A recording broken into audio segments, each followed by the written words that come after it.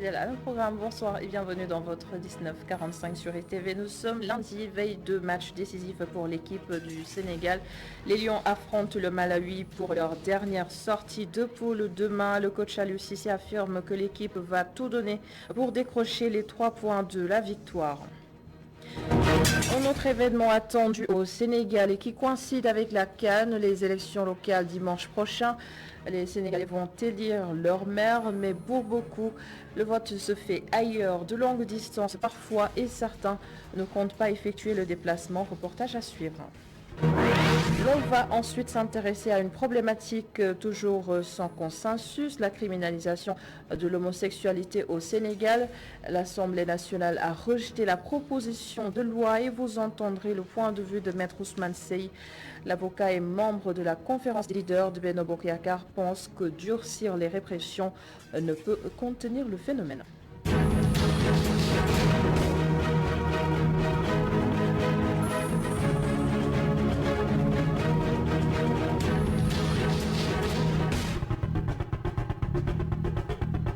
Bonne nouvelle pour le jeune milieu de terrain sénégalais Pape Gueye. Il va continuer la compétition au Cameroun avec le reste de l'équipe du Sénégal. Le tribunal arbitral du sport TAS a levé la décision de la FIFA concernant Pape Gueye. Ce dernier a été suspendu la semaine dernière pour 4 mois par la FIFA. La FIFA, justement, qui vient de décerner le titre de meilleur gardien de l'année 2021, The Best, à Edouard Mendy, le gardien de but sénégalais. Je le disais en titre, le Sénégal affronte le Malawi demain pour son dernier match de groupe. Aliou Cissé nous promet de décrocher les 3 points de la victoire puisque ce match est déterminant pour le Sénégal. Le coach déclare que les Lions vont absolument tout donner. On l'écoute, Aliou Cissé depuis Bafoussam, au micro de nos envoyés spéciaux, Cheikh Diop et Serine Saludem. De ce groupe-là, de cette CAN-là, on avait dit que c'était 3 choses. C'était d'abord la confiance que nous devons avoir, mais cette confiance-là, comme je l'ai dit, c'est à force de gagner des matchs, c'est à force de voyager partout sur le continent africain et de rencontrer tout type de football qui nous donne cette confiance-là par rapport aux résultats que nous avons faits.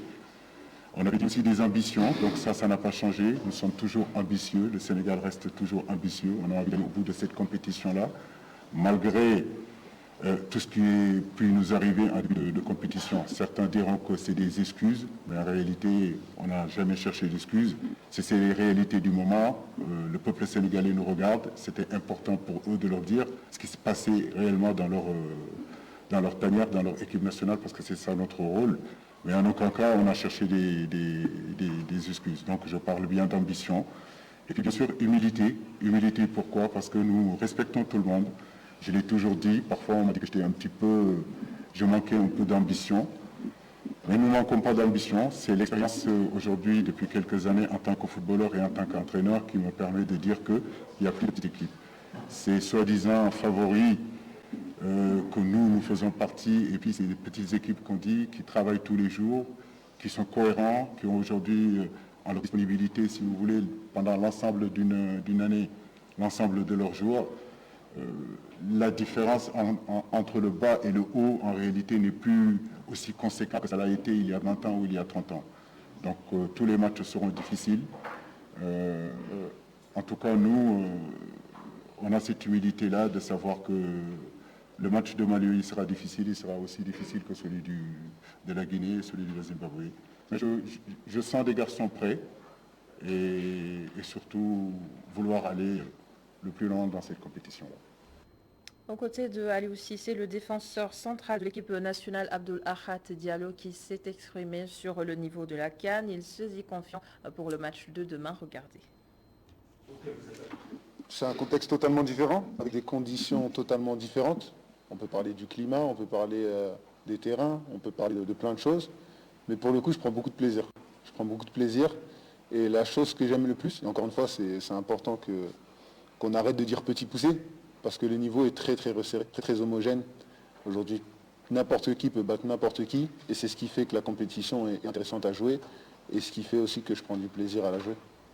Les Lions se sont entraînés aujourd'hui. Les retours sont notés, notamment celui de Idrissa Gana Gueye, Edouard Mendy, Nampalys et Kalidou Koulibaly. Cheikh Diop nous raconte comment s'est déroulée cette séance du jour.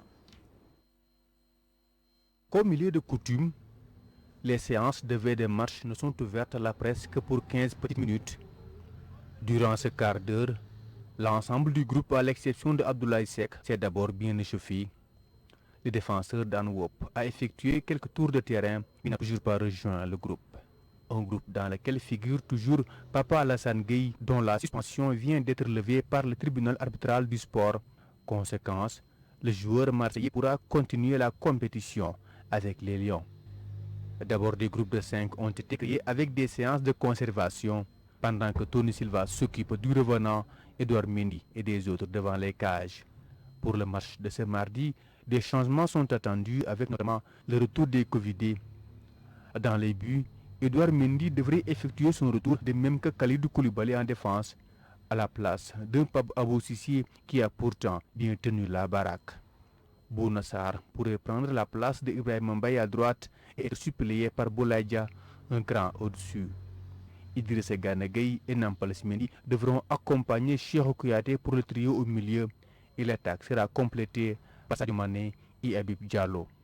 Le Sénégal fait face au Malawi ce mardi à 16h au stade Kwekong de Bafoussam. Un troisième match de groupe qui va décider du leader de la poule B entre le Sénégal et la Guinée. Dimanche prochain, les Sénégalais vont choisir leurs différents maires. Le vote est un acte citoyen, mais cela ne résonne malheureusement pas de la même manière chez tout le monde. Nous avons alors mené un petit sondage ici à Dakar, où la plupart des résidents doivent se déplacer dans d'autres localités pour voter. Voyons ce que cela a donné avec Mamadou Sy et Cheikh Diop. À quelques jours des élections locales, certains citoyens ne comptent pas effectuer les déplacements pour accomplir leurs devoirs civiques. Ils estiment que les maires n'ont aucun impact dans leur quotidien. Non, personnellement non. Et puis beaucoup de gens aussi n'osent même pas voter. Hein. Ouais, si c'était des présidentielles ou bien des législatives peut-être, ouais, mais des locales là, je crois pas. Thierno Diani, lui, a décidé de transférer son lieu de vote. La raison est simple. Il trouve plus pertinent de voter dans sa commune d'accueil. J'ai transféré mon lieu de vote. Je pense que c'est important de voter pour un maire qui impacte dans ton quotidien. C'est mieux d'aller voter pour une commune où tu n'y trouves pas ton compte. Nous sommes arrivés à un stade où il faut savoir choisir quelqu'un qui est utile. Si d'aucuns ont décidé de rester sur place, d'autres par contre vont effectuer le déplacement. Il est important à leurs yeux de participer au choix de leur futur maire. Je voudrais véritablement aller voter à ma localité parce que je pense que c'est un devoir citoyen que tout le monde doit accomplir, bien entendu. Les citoyens sont invités à se mobiliser pour aller voter massivement, un devoir civique dont il faut s'acquitter dans l'absolu. Je fais un appel pour les citoyens d'aller voter à leur localité. Parce que c'est tout à fait normal. C'est très normal. Et un devoir même citoyen d'aller à ta localité pour voter. Et j'invite à mes compatriotes d'aller massivement voter. On ne peut pas dire que oui, le maire n'a pas fait ceci, le député n'a pas fait cela, le président n'a pas fait cela, alors que tu ne votes pas. Les Sénégalais, il faut qu'ils prennent conscience que d'aller voter. Voter, c'est une obligation. Bon, en fait, ce n'est pas une obligation, mais c'est un devoir. À moins d'une semaine des élections locales, certains citoyens sont déjà prêts à rejoindre leur commune, pendant que d'autres ont déjà fait le choix de transférer leur lieu de vote. Ils sont tous déterminés à choisir le futur maire de leur commune. 7 candidats pour la ville de Dakar, la capitale sénégalaise, objet de toutes les convoitises. Les 7 prétendants au fauteuil mènent une bataille rude de programmes ambitieux, mais le visage actuel de Dakar est quelque peu défiguré. Des chantiers ouverts un peu partout, BRT, réfection de quelques routes, conséquences des déviations, des embouteillages, un cadre de vie perturbé. Les riverains s'expriment dans ce reportage de Mariam Ndiaye et Babacar Diop.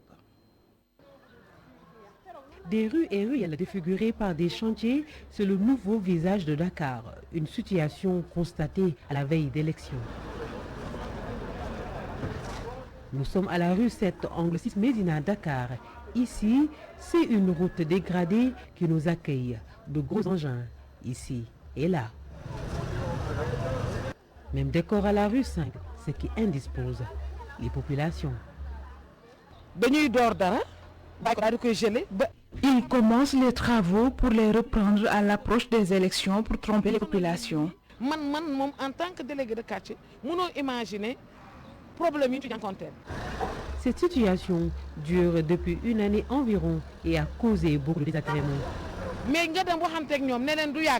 avons 2 mois, 3 mois, 4 mois. Non seulement la durée est longue, mais il y a beaucoup de dégâts, les coupures d'électricité, d'eau et des trous partout. Des chantiers à la veille d'élection, en fait, pas nouveau du tout. Malheureusement, c'est ce qui se passe chaque année. Et ça, c'est depuis des lustres. Et ce qui est vraiment déplorable. Les maires des communes ou des départements n'ont pas besoin d'attendre jusqu'à la période de leur campagne pour effectuer ce qu'ils devaient faire depuis le début de leur mandat. Et vraiment, c'est vraiment à déplorer parce que ça nous a mis dans de sales draps ici à la Médina. Son lieu de travail envahi par un gros tas de gravats, ce vendeur de café Touba n'y voit qu'un manque de respect et rien d'autre. Moi, je ne peux pas concevoir. Depuis presque 72 heures, ils nous ont laissé ce gravat-là, ce déchet-là. Ça, c'est de l'anarchie. Ça, c'est de l'anarchie totale. Mais regardez-moi ça. Ça, c'est un marché. Ça, c'est un point chaud de café. Les gens s'assoient ici. Mais les gens boivent. Les gens mangent. Mais avec de la poussière. Mais regardez-moi ça. Difficulté à circuler, coupure de conduits d'eau usée et potable. Quelques-uns des désagréments causés par les chantiers à Dakar. À la Médina, les populations saluent ces travaux, demandent plus de rigueur pour des délais plus courts. La polémique se poursuit autour de la criminalisation de l'homosexualité au Sénégal. Je le rappelle, la proposition de loi sur la question a été déclarée irrecevable par le bureau de l'Assemblée nationale il y a quelques semaines. Maître Ousmane Sey affirme à son tour que durcir la répression ne peut pas stopper le phénomène. Avec Migui Maramdjaï, il est revenu sur d'autres questions de l'heure. Je vous propose de le suivre. Débat sur la criminalisation de l'homosexualité au Sénégal, suite et pas fin. L'association And Samb Jikko Yi, qui ne baisse pas les armes, compte organiser une mobilisation le 20 février. Un combat perdu d'avance aux yeux de Maître Ousmane Sey, membre de la conférence des leaders de Benno Bokk Yakaar. On nous impose l'homosexualité pour faire disparaître la famille. Donc ce n'est pas une petite chose. Il faut réfléchir. C'est un projet de société que nous devons projeter pour notre génération future. Ce n'est pas un problème politicien, c'est un problème extrêmement important. Il faut prendre le temps qu'il faut, réfléchir, se concerter avec les experts, parce que c'est un problème de civilisation. L'avocat qui accuse les politiques d'être derrière cette loi n'a pas aussi mis de gants pour dévaluer la monnaie locale proposée par le leader du parti Pastef, Ousmane Sonko. Ce n'est pas possible, d'abord l'histoire de la Casamance. Si vous proposez une monnaie locale à la Casamance, c'est comme vous avez proposé à la Casamance de se séparer du Sénégal. C'est dans la perception de l'opinion, c'est comme ça qu'on perçoit ça. Et je crois que ce n'est pas une proposition mûrie, réfléchie, une proposition populiste. Et je crois que lui-même, il est revenu sur cette proposition. L'avocat ne s'arrête pas là. Il a aussi enfilé sa robe noire pour défendre la CEDEAO. Maître Ousmane Sey ne comprend pas les opposants sénégalais qui soutiennent les militaires. Un opposant qui soutient la junte militaire n'est pas démocrate, n'est pas un opposant démocrate, n'est pas un républicain. Parce que je crois qu'il y a une manière de dévolution du pouvoir prévue par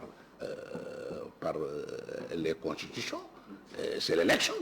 Alors un opposant qui dit qu'il ne croit pas à l'élection, qu'il croit par exemple à un coup d'État, je crois que franchement, c'est un opposant irréfléchi. Je condamne fermement cette façon de voir. Le dialogue, c'est ce que préconise Maître Ousmane Sey et il propose une transition de 2 ans au maximum. Merci beaucoup, Migui Maramdjaye. Nous parlons maintenant de technologie au service de la modernisation dans nos échanges. Il existe des startups qui proposent des solutions plus évoluées pour payer une course en taxi, par exemple. Les taximens ne sont peut-être pas au courant, mais ils ne sont pas non plus contre une monnaie électronique. C'est un sujet réalisé par Mamadou Dian. Ils sont nombreux, les conducteurs de taxi qui se donnent rendez-vous tous les matins aux abords du siège du Parti démocratique sénégalais pour prendre le petit déjeuner. Dans cet espace aux bonnes odeurs, le moment est également saisi pour discuter de la modernisation de leur secteur.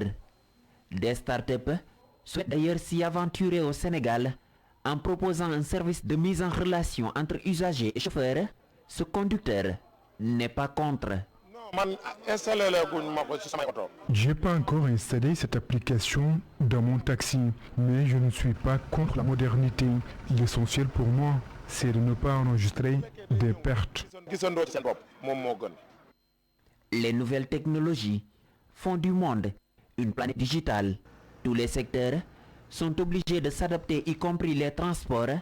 Selon Abdoulaye, taximan depuis 10 ans. Il faut comprendre que le monde a évolué.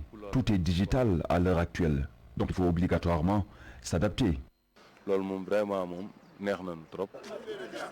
Ces chauffeurs n'excluent pas d'ailleurs de recevoir les prix du transport via les porte-monnaies électroniques, seulement si le client inspire confiance.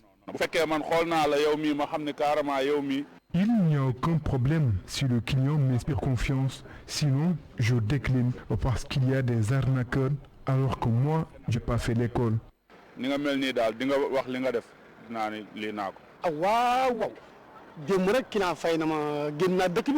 Pas plus tard qu'hier, on m'a transféré les prix du transport sur mon téléphone, parfois avec frais. J'ai pas de problème par rapport à ça.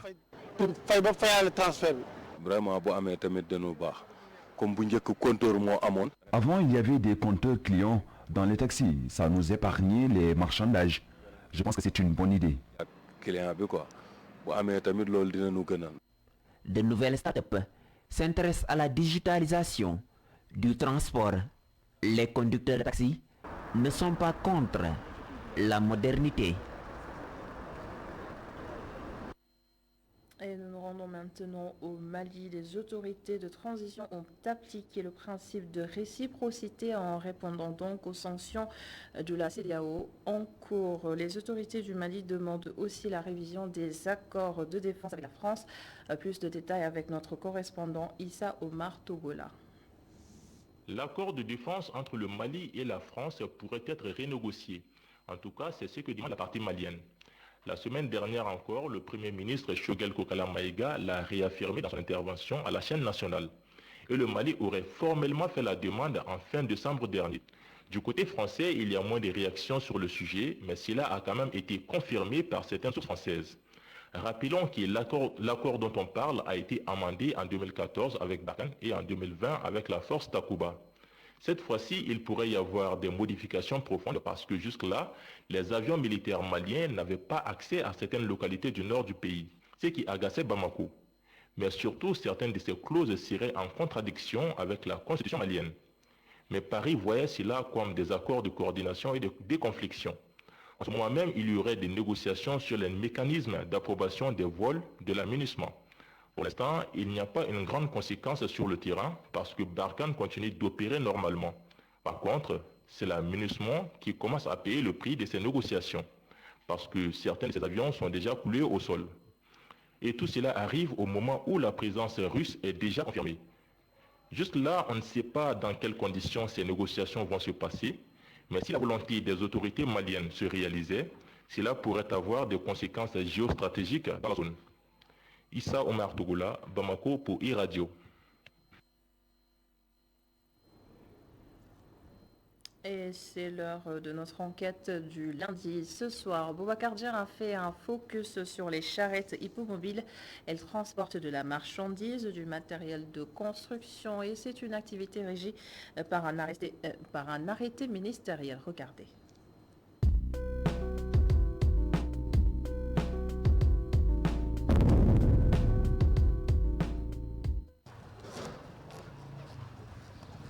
Pendant l'époque coloniale, les charrettes étaient interdites d'accès en ville. Mais de nos jours, ces véhicules hippomobiles font partie de la circulation à Dakar. Cette circulation est rendue possible grâce à un arrêté ministériel signé par le ministère de l'Élevage et des Productions Animales, du ministère du Transport et du ministère de l'Intérieur. Ceci depuis le 9 décembre 2016. C'est dans ce cadre-là que cet arrêté a été pris, vraiment pour réglementer aussi bien les poids de charge, pour réglementer la circulation au niveau urbain. Je pense que peut-être que ce sont les acteurs qui méconnaissent cet arrêté, mais il est bel et bien là. Depuis la sécheresse des années 1980, beaucoup de villageois se sont installés en ville. Ils commencèrent à utiliser le charrette pour le transport des clients et des marchandises. Mais toujours est-il que leur présence dans la circulation urbaine est parfois difficile. Bon, nous pouvons dire que les hippomobiles sont un peu exclus, en matière de droit, sont exclus pour la circulation urbaine à Dakar. Mais vu leur importance sur le transport, surtout le transport des matériels de construction, des matériels de ménage, on est obligé de négocier avec les agents de sécurité, les agents de l'État, pour qu'on essaie de les impliquer dans la circulation urbaine. Souvent, il y a des bisbilles avec la gendarmerie ou bien la police, mais à chaque fois, on essaie de trouver un consensus, un compromis pour qu'on puisse laisser les gens travailler tranquillement, mais en respectant les lois et règlements de ce pays. Le gabarit, la charge de la charrette, tout est réglementé. Cependant, les acteurs méconnaissent les règles, une méconnaissance qui serait due à un manque d'accompagnement. L'accompagnement de l'État, c'était essayer d'encadrer les charretiers, essayer de les former en matière de circulation, même en allant même à leur fournir des permis de conduire pour les charretiers. Mais malheureusement, tu sais, parfois, l'homme propose, Dieu dispose. Peut-être la volonté qu'a eu le gouverneur et les possibilités qui sont sur le terrain ne sont pas réelles. Ce manque d'accompagnement, la chargée de plaidoyer à Brooke, Afrique de l'Ouest, l'explique par un manque de synergie entre les trois ministères en question. À cet instant précis, ce qu'on peut dire, c'est que vraiment, il y a un manque de synergie entre les trois ministères. Parce que là, le ministère de l'Élevage, par exemple, ne s'occupe pas de ces plaques d'immatriculation. Donc, il y a d'autres vraiment acteurs, comme les municipalités, etc., qui devaient s'occuper de ces choses-là, qui devaient aussi s'occuper de l'autorisation de circulation, etc. Mais il y a vraiment une faible synergie de tous ces acteurs-là, ce qui fait qu'actuellement, il y a des charrettes qui sont immatriculées, mais il y a beaucoup d'autres qui sont là et qui ne sont pas encore immatriculées. Les véhicules hippomobiles sont conduits par des jeunes âgés de 20 à 40 ans. La plupart ne disposent ni de permis de conduire, ni d'assurance. À cela s'ajoute l'invasion du métier par des jeunes dont le comportement laisse à désirer.